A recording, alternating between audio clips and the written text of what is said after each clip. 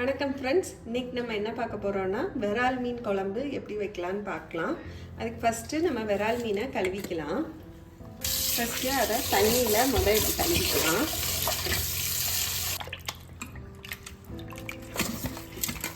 கொஞ்சம் கல்லுப்பு போட்டு இதை அப்படியே பெரட்டி விட்டுக்கணும். பெரட்டி விட்டுட்டு அடுத்து இன்னொருக்க தண்ணியில் கழுவிக்கணும்.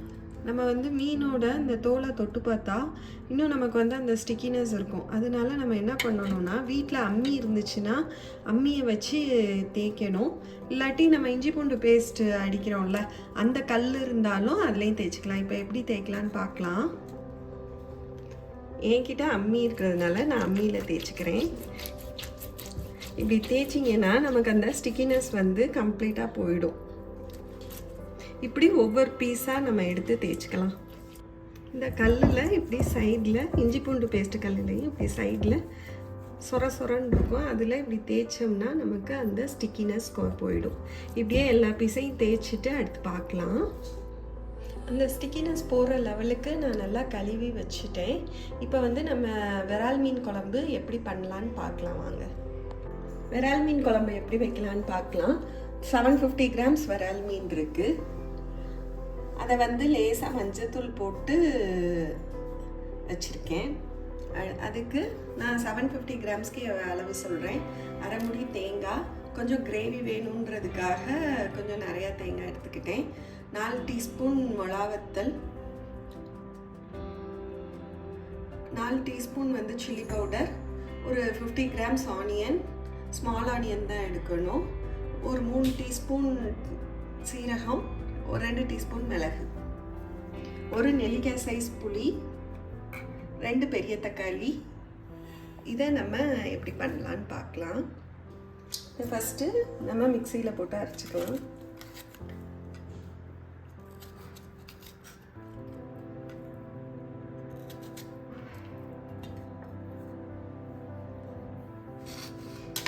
அடுத்து கொஞ்சோண்டு தேங்காய் எடுத்து வச்சுருக்கோம்ல, அதை மாதிரி அதை போட்டுக்கலாம்.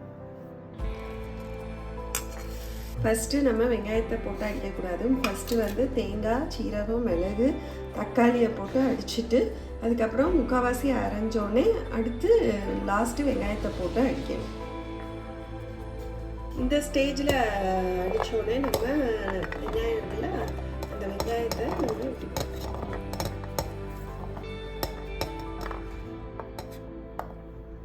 இப்போ நம்ம அரைச்சி வச்சதை நம்ம எந்த சட்டியில் குழம்பு வைக்க போகிறோமோ அதில் போட்டுக்கலாம். நெல்லிக்காய் சைஸ் புளி எடுத்து வச்சுருந்தோம். அந்த புளி தண்ணியவும் எடுத்து இந்த மசாலாவோட சேர்த்து கலந்து விட்டுறலாம்.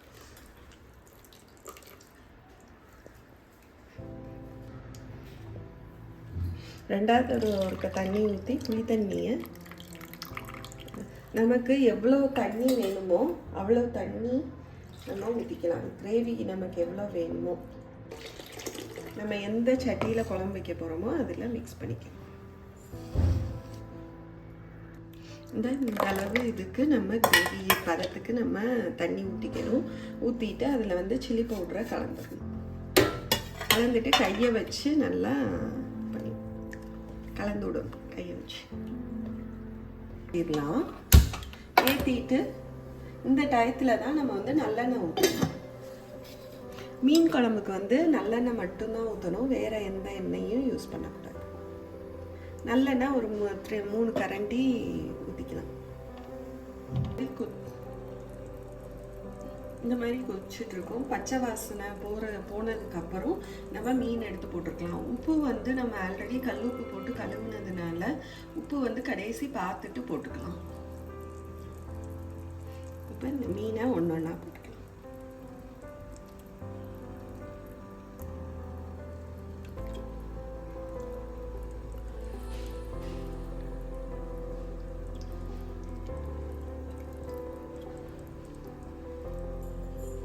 உடனே கிளறக்கூடாது. இப்படி எடுத்து இப்படி நம்ம சுற்றி விட்டுறணும். அப்போ எல்லா மீனும் அந்த குழம்புக்குள்ளே போயிடும்.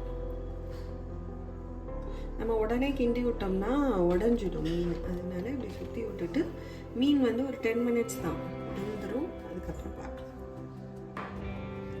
அடுப்பை வந்து சிம்மில் வச்சுக்கலாம். நம்ம கொதிக்க வைக்கும்போது கொஞ்சம் ஃபுல்லில் வச்சுட்டு மீன் போட்டோடனே சிம்மில் வச்சாலே அது வந்து வெந்துடும். ஒரு 10 மினிட்ஸ் தான் வெந்துடும். இப்போ நல்லா குழம்பு கொதிச்சிருச்சு, மீனும் வெந்துருச்சு. இப்போ நான் உப்பு பார்த்தேன், உப்பு பத்தலை. அதனால நான் கொஞ்சோண்டு ஒரு ஸ்பூன் மட்டும் உப்பு போட்டுக்கிறேன். 10 நிமிஷம் டு 1/4 மணி நேரம் வச்சு நம்ம எடுத்துக்கிட்டோம். இப்போ வந்து இந்த கிரேவி கன்சிஸ்டன்சிக்கு இது வந்துருச்சு. வந்தோடனே உப்பு பார்த்துட்டு பத்தலைன்னா நம்ம கொஞ்சோண்டு உப்பு போட்டுக்கிட்டோம். இப்போ அது கொஞ்சம் நேரம் அடுப்பில் இருக்கட்டும். இப்போ மீன் வந்து நம்ம உப்பு பார்த்தாச்சு, உப்பு கரெக்டாக இருக்குது. நல்லா கொஞ்சம் எண்ணெயும் விட ஆரம்பிச்சிருச்சு. இந்த டயத்தில் அடுப்பை ஆஃப் பண்ணிடலாம்.